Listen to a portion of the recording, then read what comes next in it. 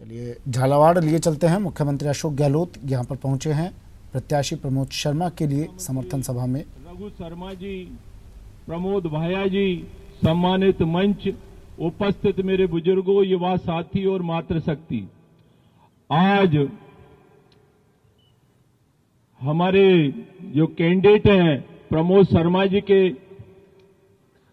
की चुनाव की रैली में आज आप यहां पधारे हैं, तो मेरा तो आप लोगों से इतना सा निवेदन है कि पिछली बार पूरे देश में प्रधानमंत्री नरेंद्र मोदी जी ने लोगों को जुमले सुनाकर, असत्य बोलकर, लोगों को गुमराह कर उन्होंने कहा था कि यदि हम सत्ता में आएंगे तो किसान की आय दुगनी हो जाएगी, 15 लाख लोगों के खाते में जमा हो जाएंगे, प्रति वर्ष 2 करोड़ लोगों को रोजगार मिलेगा और बहुत सारे ऐसे वायदे किए।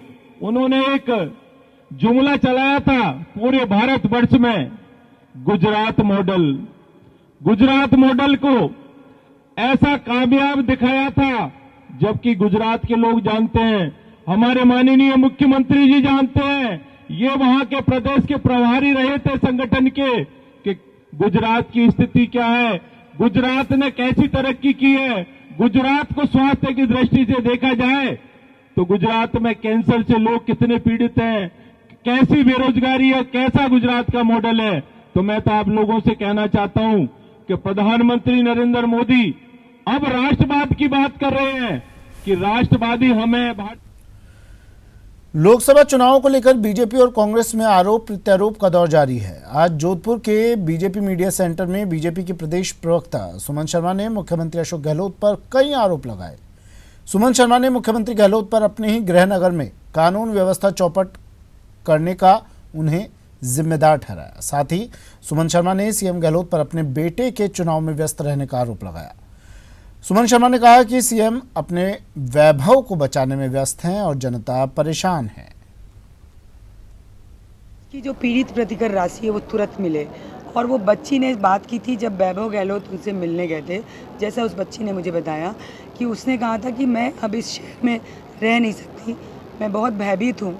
मैं अभी उसकी जस्ट नौकरी लगी थी, आप देखिए 1.5-2 महीने हुए थे, उसकी फर्स्ट ज्वाइनिंग थी, उसकी पोस्टिंग उसकी जो होम टाउन है वहाँ किया जाए। तो ऐसे स्पेशल केसेस में जीओ ऑर्डर निकलते हैं। सरकार को तुरंत चाहिए था कि उसकी पोस्टिंग करके उसके दर्द को थोड़ा कम करने की कोशिश कर दी, लेकिन आज तक कुछ भी नहीं हुआ। प्रधानमंत्री नरेंद्र मोदी 2 दिवसीय मेवाड़ दौरे पर आ रहे हैं। इसी के तहत तैयारियों का जायजा लेने बीजेपी प्रदेश प्रवक्ता अमित गोयल उदयपुर पहुंचे।